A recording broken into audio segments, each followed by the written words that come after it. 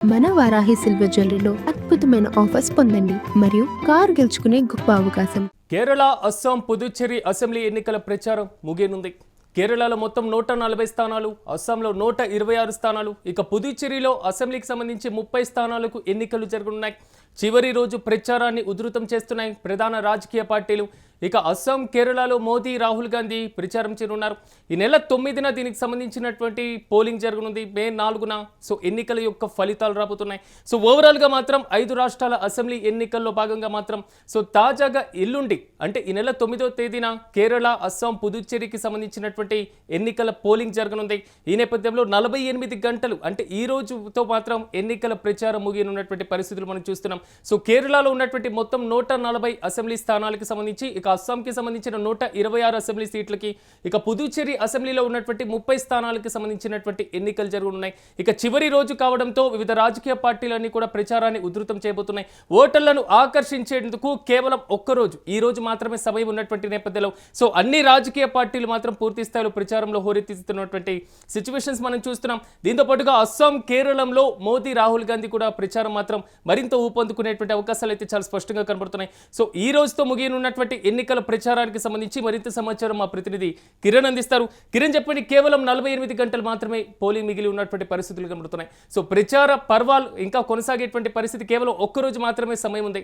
So ఎలాంటి పరిస్థితి అక్కడ కనబడుతుంది? పూర్తి అప్డేట్స్ ఏంటి? సిరాజ్, కేరళ, అస్సోం, పుదుచ్చేరి, కేంద్రపాలిత ప్రాంతం పుదుచ్చేరి అసెంబ్లీ ఎన్నికల ప్రచారం నేటితో ముగిస్తుంది. ఈ నెల 9వ తేదీన ఎన్నికలు జరగనున్నాయి. ఒక కేంద్రపాలిత ప్రాంతము, 2 రాష్ట్రాల్లో ఎన్నికలు జరగనున్నాయి. పుదుచ్చేరి అసెంబ్లీలో 30 స్థానాలు ఉన్నాయి, 3 నామినేటెడ్ ఎమ్మెల్యేలు ఉంటాయి. అయితే అవి ఎన్నికైన తర్వాత ఎమ్మెల్యేలు ఎన్నుకునే ఎమ్మెల్యేలు అవి. సో అవి తర్వాత ఎన్నికలు జరిగే తర్వాత మెజార్టీ ఎమ్మెల్యేలు ఎవరైతే గెలుస్తారో వారికి దక్కే అవకాశం ఉన్నాయి. ఇటు కేరళ, అస్సాం ఎన్నికలను మనం ఒకసారి పరిశీలిస్తే కేరళలో 140 అసెంబ్లీ స్థానాలు ఉన్నాయి, అస్సాంలో 126 సీట్లు ఉన్నాయి. అయితే ఇక్కడ ప్రధానంగా 3 పార్టీల మధ్య మమ్ముర పోటీ జరుగుతుంది. కేరళలో LDF versus UDF, Pinarayi Vijayan versus Congress, UDF కూటమి కాంగ్రెస్ పార్టీ గతంలో ఏదైతే స్థానిక సంస్థల ఎన్నికల్లో ఎక్కువ గ్రామ పంచాయతీలు, ఎక్కువ స్థానిక సంస్థలు, ఎక్కువ జిల్లా పరిషత్తులు గెలిచిన నేపథ్యం ఉంది. ఎన్నికలు జరిగి కేవలం అది తక్కువ కాలం, కేవలం 2 నుంచి 3 నెలలు కావచ్చు స్థానిక ఎన్నికలు ముగిసి. అయితే ప్రస్తుతం జరుగుతున్న ట్రెండ్ ప్రకారంగానే ఇటు ఎల్డిఎఫ్, యూడిఎఫ్ మధ్య హోరాహోరీ పోరు నడుస్తుందని ఒక ప్రచారం ఊపందుకుంది. కొన్ని సర్వేలు చూసినప్పుడు కొన్ని ఎల్డిఎఫ్ కు, మరికొన్ని యూడిఎఫ్ కు సీట్ల సంఖ్యలో కూడా పెద్ద తేడా లేదు. దాదాపు 8 నుంచి 10 సీట్ల తేడాతోనే 40% ఓటింగ్ వచ్చే అవకాశాలు అటు ఎల్డిఎఫ్ కు, ఇటు యూడిఎఫ్ కూటమికి కూడా ఉన్నాయంటూ జోరుగా ప్రచారం నడుస్తుంది. మరోపక్క అస్సాం ఎన్నికలను మనం ఒకసారి గమనిస్తే అస్సాంలో ఇప్పటికే ఎన్నికల సమరం హీట్ అందుకుంది. నేరుగా సీఎం హిమంత బిశ్వ శర్మతో పాటు హోంమంత్రి అమిత్ షా,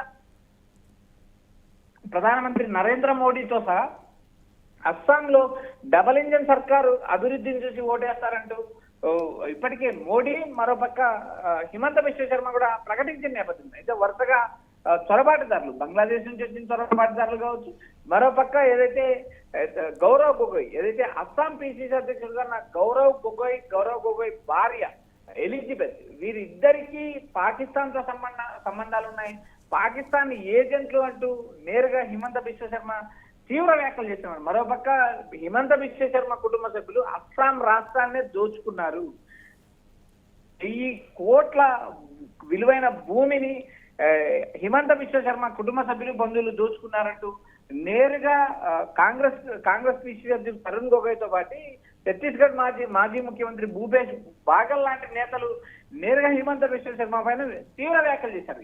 ఈ పరిస్థితుల్లో హిమంత బిశ్వ శర్మ నేరుగా దాదాపు 500 కోట్ల పరువు నష్టం కాంగ్రెస్ నేతలు పైన వేశారు. అది కోర్టులో విచారణ పెండింగ్ ఉంది.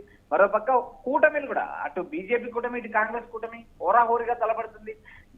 గతంలో ఏదైతే వన్ సైడ్ ఎన్నికలు అనుకున్న బీజేపీకి రాను టఫ్ అవుతుందంటూ పలు రాజకీయ నిపుణులు, సర్వే నిపుణులు కూడా అంచనా వేస్తున్నారు. ఎందుకంటే ప్రతిపక్ష పార్టీలన్నిటినీ ఏకతాటిపైకి కాంగ్రెస్ తెచ్చింది. గతంలో ఎప్పుడు బీజేపీ అనుసరించే స్కెచ్ ని ఈసారి కాంగ్రెస్ అనుసరించింది. మరోపక్క ఏదైతే హిమంత బిశ్వ శర్మ భార్యకు 3 పాస్పోర్ట్లు ఉన్నాయంటూ కాంగ్రెస్ సంచలన ఆరోపణలు చేసింది.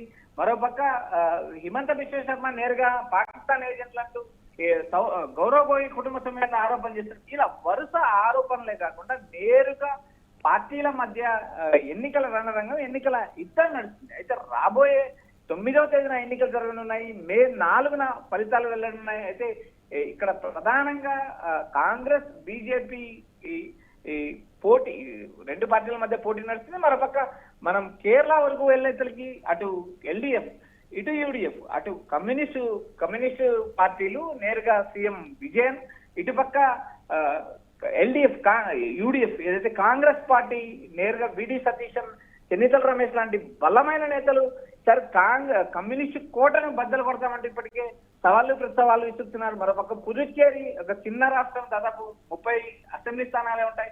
అక్కడ కూడా ఎన్ఆర్సీ కాంగ్రెస్ ప్రస్తుతం రంగస్వామి ముఖ్యమంత్రిగా ఉన్నారు. మరోపక్క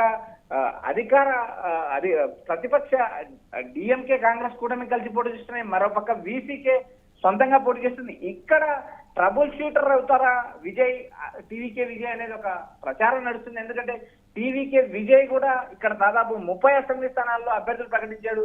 దాదాపు 5 మంది బీజేపీకి సంబంధించిన వారు, ఇతర పార్టీకి సంబంధించిన మాజీ ఎమ్మెల్యేలు చేరారు. ఒక సిట్టింగ్ బీజేపీ ఎమ్మెల్యే సీట్ రాక టీవీకేలో చేరారు. ఈ టీవీకే కూడా గట్టిగా పోటీ ఇస్తుంది. ఉన్న 30 స్థానాల్లోనే దాదాపు పుదుచ్చేరి పట్టణం చుట్టే దాదాపు 23 స్థానాలు ఉన్నాయి. మరోపక్క యానాంలో అశోక్ వర్సెస్ మల్లాది కృష్ణారావు మధ్య తీవ్ర పోరు నడుస్తుంది. ఈసారి మల్లాది కృష్ణారావు ఖచ్చితంగా ఓడిస్తానంటూ శపథం చేయడం జరిగింది. ఇలా వరుసగా 3 రాష్ట్రాల ఎన్నికల. కానీ కిరణ్, ఫైనల్ గా మిగిలి ఉన్నటువంటి ఈ తక్కువ టైంలో ఏమైనా ప్రజల కోసం బంపర్ ఆఫర్స్ ప్రకటన ఏమైనా ఉంటుంది అనుకోవాలి, లేదా పూర్తి స్థాయిలో అన్ని ఆఫర్స్ అయిపోయినాయి అనుకోవాలి ఈ రోజుతో? సిరాజ్, ఇప్పటికే 3 పార్టీలు, అటు కాంగ్రెస్ కావచ్చు, బీజేపీ కావచ్చు, మరోపక్క కమ్యూనిస్టులు కావచ్చు, పుదుచ్చేరిలో ఎన్ఆర్ కాంగ్రెస్ మరియు బీజేపీ పొత్తు కావచ్చు, రంగస్వామి నేతృత్వంలో ఎన్నికలకు వెళ్ళిన నేపథ్యం అన్ని పార్టీలు ఇప్పటికే మేనిఫెస్టోలు ప్రకటించాయి. చివరి ఎన్నికల సమరం సిద్ధమైంది. మరోపక్క ఎన్నికల్లో ఓటర్లకు డబ్బులు పంచకుండా ఎలక్షన్ కమిషన్ పటిష్టమైన చర్యలు తీసుకుంటుంది. ఇలాంటి పరిస్థితుల్లో కొత్తగా 48 గంటల ముందు ఇచ్చే హామీలంటూ ఏమి ఉండవు. గతంలో ఇచ్చిన మేనిఫెస్టోను అమలు చేస్తాము, పలు సంక్షేమ పథకాలు అమలు చేస్తాము, ఉచిత పథకాలకు నాందైన అటు తమిళనాడుతో పాటు కేరళతో పాటు పుదుచ్చేరి 3 రాష్ట్రాల్లో ఉచిత పథకాల హవా కొనసాగుతూనే ఉంది. ఆయా పార్టీలు పోటీ పడి ఉచిత పథకాలు హామీ ఇచ్చాయి. అయితే ఓటర్లు ఎవరిని కరుణిస్తారా, ఎవరి వైపు మొగ్గు చూపుతారా అనేది మనం కిరణ్ కొంతవరకు అంటే కేవలం 48 గంటలు మాత్రమే సమయం ఉంది కాబట్టి ఓటర్లు కూడా ప్రభావానికి గురయ్యేటువంటిది, ఓటర్లను ప్రలోభ పెట్టేటువంటి అవకాశం కూడా ఉంటుంది కాబట్టి డబ్బుల ప్రభావం కూడా ఈ సమయంలోనే కీలకం అవుతుంది కాబట్టి ఈసీ ఎలాంటి చర్యలు తీసుకోవాలి? సిరాజ్, ఎన్నికల సంఘం ఎన్ని చర్యలు తీసుకున్నప్పటికీ ఎన్నికల్లో డబ్బు, మద్యం ప్రభావాన్ని కంట్రోల్ చేయడానికి విశ్వ ప్రయత్నాలు చేస్తున్నారు. పలు చోట్ల చెక్ పోస్టులు ఏర్పాటు చేశారు. కొన్ని చోట్ల అభ్యర్థుల దగ్గర నుంచి డబ్బులు స్వాధీనం చేస్తున్నారు. ఫర్ ఎగ్జాంపుల్ తమిళనాడులో కూడా టీవీకి అభ్యర్థికి సంబంధించి దాదాపు 50 లక్షల రూపాయలు స్పెషల్ స్క్వాడ్ పట్టుకున్న పరిస్థితి ఉంది. ఇలా రాష్ట్ర వ్యాప్తంగా ఎన్నికల సంఘం కూడా పలు చోట్ల దాడులు నిర్వహిస్తుంది, మెరుపు దాడులు నిర్వహిస్తుంది. ఎన్నికలకు సంబంధించింది కాదు, నేరుగా ప్రజలు కానీ లేదా మరికొంతమంది అధికారులు కానీ ఎవరైనా క్యాష్ తో పట్టుబడితే అందుకు తగ్గట్టు ఆధారాలు చూపాల్సిన పరిస్థితి ఉంది. ఈ క్యాష్ ఎక్కడి నుంచి ఎక్కడికి ట్రాన్స్ఫర్ చేస్తున్నారు, ఎక్కడికి తీసుకెళ్తున్నారు అంశాలు కూడా క్షుణ్ణంగా వివరించాల్సిన పరిస్థితి ఉంది. ఎన్నికల సంఘం ప్రయత్నాలు చేస్తుంది. మరోపక్క రాజకీయ పార్టీ ప్రయత్నాలు చేస్తుంది.